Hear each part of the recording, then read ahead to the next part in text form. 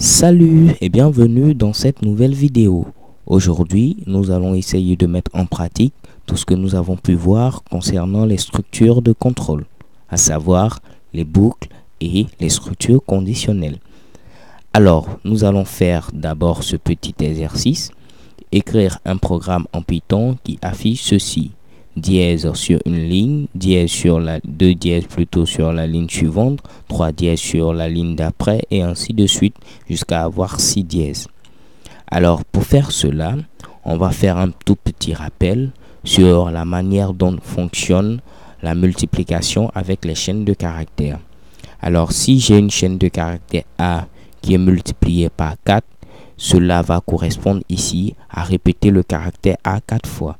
Soit disons ici A.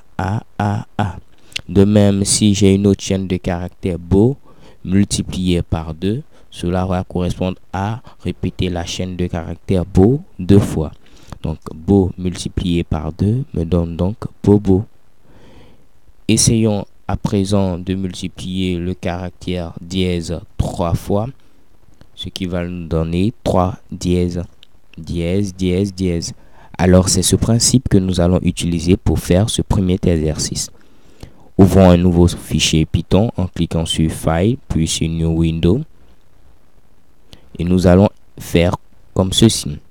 Alors, nous voulons faire un dièse sur la première ligne, 2 dièses sur la ligne suivante, jusqu'à 6 dièses finalement. Alors, ce qu'on va faire, on va utiliser la fonction range qui permet de générer une séquence de valeurs. Alors, comme on l'avait dit, si je mets par exemple range 1, 3, alors nous aurons une séquence de valeurs comprise entre 1 et 3. 3 exclus, c'est-à-dire donc ici 1 et 2. Donc, pour notre cas, nous allons utiliser la boucle for i in range à commencer par 1 jusqu'à s'arrêter à 6. Donc, on va mettre ici 7 puisque le 7 est exclu. 2 points, on va afficher le caractère dièse en question qui sera multiplié par le i. Ce qui fera que pour i égale à 1, on aura un seul dièse. Pour i égale à 2, nous aurons 2 dièses et ainsi de suite.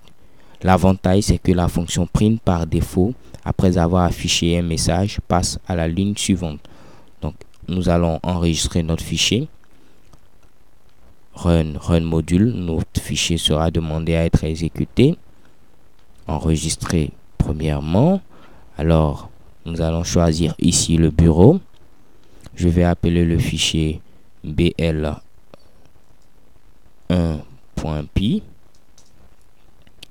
Et vous voyez 1 dièse, 2 dièse, 3, 4 jusqu'à 6. Alors, c'est vraiment pas compliqué.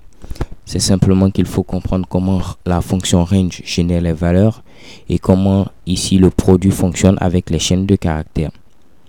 Nous allons donc mettre ce code en commentaire, command region, et essayer maintenant de faire le même programme, mais cette fois-ci en utilisant la boucle while.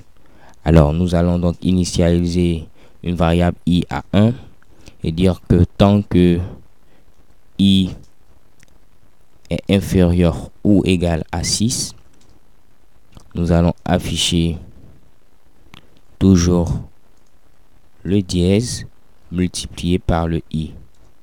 Et à chaque fois, il faudra incrémenter la variable i. Donc, i reçoit i plus 1. Alors, on a dit que on pouvait aussi écrire comme ceci, qui est, disons, un raccourci d'écriture de l'incrémentation. Donc, on pouvait écrire aussi i plus égale 1. Donc, je vous mets ceci en commentaire pour que vous le voyez. Cela sera donc ignoré par l'interpréteur. Alors, essayons d'exécuter ce bout de code en cliquant sur Run, puis sur Run module. Alors, vous voyez ici aussi affiché 1 dièse, 2, 3, 4, jusqu'à 6 dièses.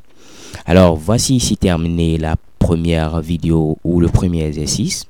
Nous verrons dans la vidéo suivante un exercice assez intéressant, notre premier jeu, pour être plus exact, à savoir le jeu du plus ou moins, ou guess number, pour les amoureux de la langue de Shakespeare.